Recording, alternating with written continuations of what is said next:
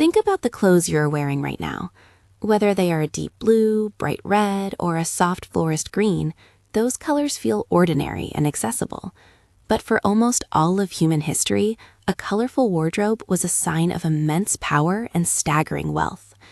If you walked through a crowded city a few centuries ago, you would have seen a sea of dull browns, grays, and muddy yellows. Bright, lasting color was a luxury that most people could only dream of, because the world faced a massive bottleneck in the way materials were made. This is the story of how a messy accident in a small laboratory broke that bottleneck and birthed the modern world of industrial chemistry. Before the middle of the 19th century, the world was colored by nature, but nature is incredibly stubborn. If you wanted a deep red, you had to find a specific type of dried insect and crush thousands of them.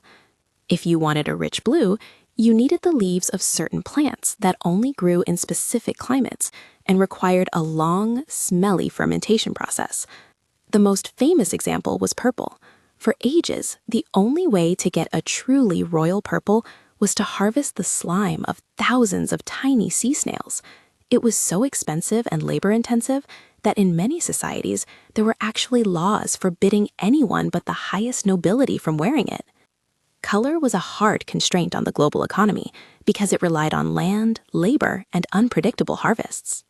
This was the great bottleneck of the mid-1800s. The Industrial Revolution had already given us massive textile mills and high-speed looms that could churn out miles of fabric. But we had no way to color that fabric quickly or cheaply. The supply of natural dyes simply could not keep up with the explosive growth of the machines. Chemistry at the time was still in its infancy, more like a sophisticated form of cooking than a precise science. Scientists knew that certain substances reacted with others, but they did not truly understand the underlying structures of the molecules they were playing with. They were looking for ways to create useful things, like medicine, by mixing together the leftovers of other industries. The turning point came in 1856 in a cluttered attic lab in London. A teenager was spending his spring break trying to solve a different problem entirely. At the time, the British Empire was struggling with malaria in its tropical colonies, and the only known treatment was quinine, which had to be extracted from the bark of a specific tree in South America.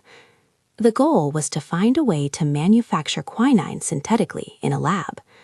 The young student spent days mixing chemicals derived from coal tar, which was a thick, black, foul-smelling waste product left over from making gas for streetlights. By all accounts, his experiment was a total failure. Instead of the clear crystals of medicine he was hoping for, he ended up with a dark, sticky sludge at the bottom of his beaker. Most people would have thrown the mess away, but as he was cleaning the flask with alcohol, he noticed something incredible. The sludge turned into a brilliant, vivid purple liquid. When he dipped a piece of silk into it, the fabric took on a color more intense than any snail could ever produce. Even more importantly, the color did not fade in the sun or wash out in the water. He had accidentally created the first synthetic dye. This moment changed everything, because it proved that we did not have to wait for nature to grow what we needed. We could build it ourselves, from the bottom up, using the waste products of our own industries. Suddenly, the bottleneck was gone. The young chemist left school, convinced his father to invest their life savings, and built a factory. This was the birth of the chemical industry as we know it today. Within a few years, purple became the height of fashion, moving from the backs of queens to the dresses of the middle class. But the real shift was not just about fashion. It was about the system that grew up around these discoveries. For the first time, companies realized that they needed dedicated laboratories where people did nothing but experiment and innovate. This was the beginning of industrial research and development. As the industry scaled, it created a massive new economic engine. Germany, in particular, saw the potential of this new science and invested heavily in it. They built massive complexes that integrated every part of the process. They took coal, turned it into gas, took the leftover tar and turned that tar into a rainbow of colors. To make this work at scale, they had to invent new ways of doing things. They needed standardized measurements so that a batch of blue made on Tuesday was exactly the same as a batch made on Friday. They needed high-pressure vessels, precise thermometers, and a deep understanding of thermodynamics.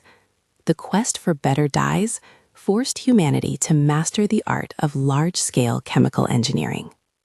The ripple effects of this breakthrough reached far beyond the clothing on our backs. Once scientists learned how to manipulate organic molecules to create colors, they realized they could manipulate them to do other things too.